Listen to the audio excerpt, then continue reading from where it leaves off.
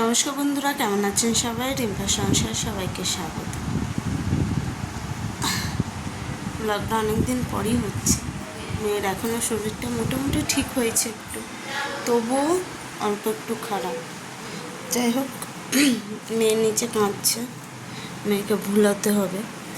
আর দুধ খাওয়ারও টাইম হয়ে গেছে যেহেতু, তো চলো আমি ঝটপট কাজ সেরে তোমাদের সাথে কথা বলছি। তো এখানে আমার প্রায় কাজটা তাড়াতাড়ি করে সারবো বলেই আমি এটা একটু না হলে লং হয়ে যেত। তো বোন শুতে আসে এখন, মানে যে গুড় দুধের বোনটা, তো সে শুতে আসে। আর এইদিকে আমি ঝটপট করে স্নান সারবো, তার জন্য তাড়াহুড়ো করে আমি বিছানাটা গুছিয়ে নিচ্ছি। আর এইদিকে ওই যে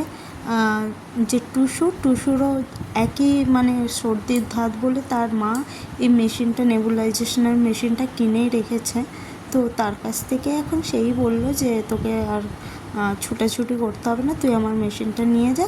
যতদিন না মেয়ের ঠিক জিনিসটা একটা কোর্স থাকে, তো সেই কোর্সটা না পূরণ হওয়া পর্যন্ত এটা আমার কাছে থাকবে।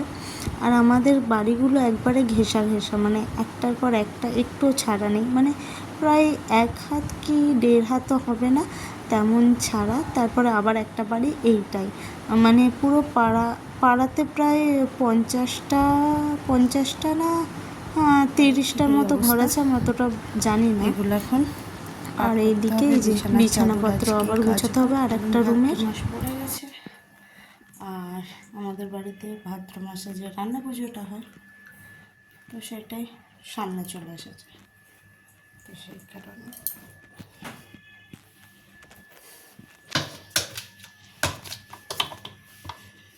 এখানে একদিন বাইরে গিয়েছিলাম তাড়াহুড়োতে, তো শাড়িটা আবার ভাঁজ করে আলমারিতেই তুলে রাখবো, যেহেতু এগুলো কোথাও চট করে বেরিয়ে যাওয়ার জন্য।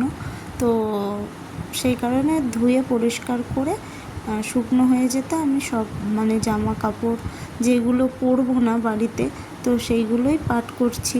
আর এইদিকে আমার মেয়ে কিন্তু আমার কাছেই আছে, সে ঘোরাঘুরি করছে। তার ঠাকুমা যেহেতু একজনকে পড়ায়, একজন এখন, কারণ অনেকজনকে পড়াবে না বলে পড়ানো ছেড়ে দিয়েছিল, কিন্তু আবার একজনকে পড়াতে হচ্ছে তার ঠাকুমাকে। তো সেই কারণে ও একবার বাইরে যাচ্ছে আর একবার ভিতরে আসছে। ও এখন কোল ছাড়া মোটেও করছে না। সত্যি কথা বলতে একটু ঘ্যান ঘ্যান টাইপের হয়ে গেছে, ঠিক আছে, নাহলে এর কোনো জ্বালা থাকতো না। এখন আবার দেখছি কাজ ছাড়া করছে না, সব সময় কোল খুঁজছে।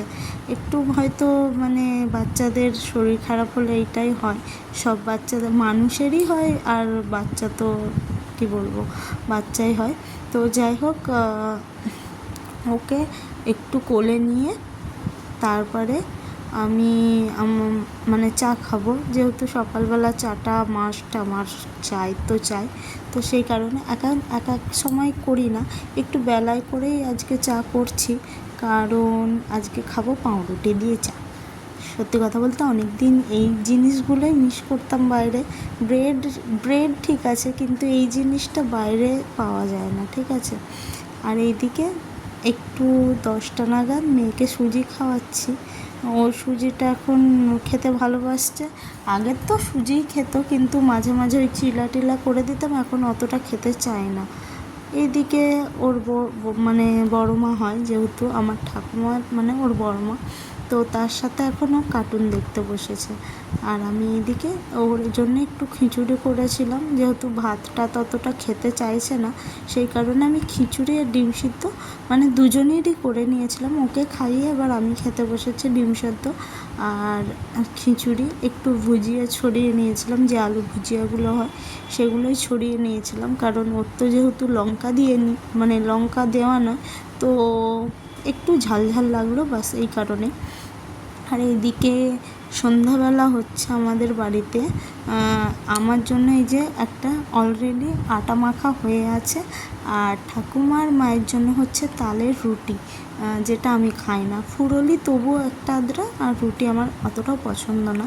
তো ঝটপট করে তালের রুটিগুলো করে আমার এবার সাদা রুটি, মানে আমি তাল যেহেতু খাই না তো সাদা রুটিই খাবো।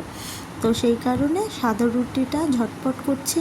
কারণ আছে, আজ আমার বোন আসবে। বোন বলতে যে গুড়দুধের বোনটা শুতে আসে, সে এনসিসি না এনসিবি, মানে এনসিসি না আর একটা যেটা আছে, তো সেটা করে। তো কালচার প্রোগ্রামের জন্য ওকে নাম দেওয়া হয়েছে। ও মানে প্যারেডও করবে আর কালচার প্রোগ্রামও করবে।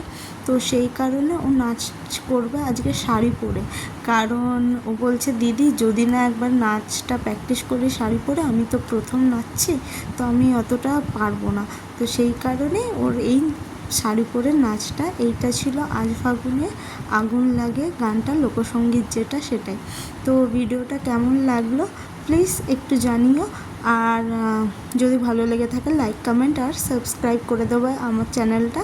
পাশে থাকা বেল আইকনটা ক্লিক করতে ভুলবে না, যাতে আগামী নোটিফিকেশনে ভিডিওগুলো তোমাদের কাছে চলে যেতে পারে। সাবস্ক্রাইব করোনি আমার চ্যানেলটা, প্লিজ একটু সাবস্ক্রাইব করে দিও। আর আজকের মতো এখানে ভিডিওটা এন্ড করছি। তো দেখা হচ্ছে নতুন একটা ভিডিওর সাথে। টাটা।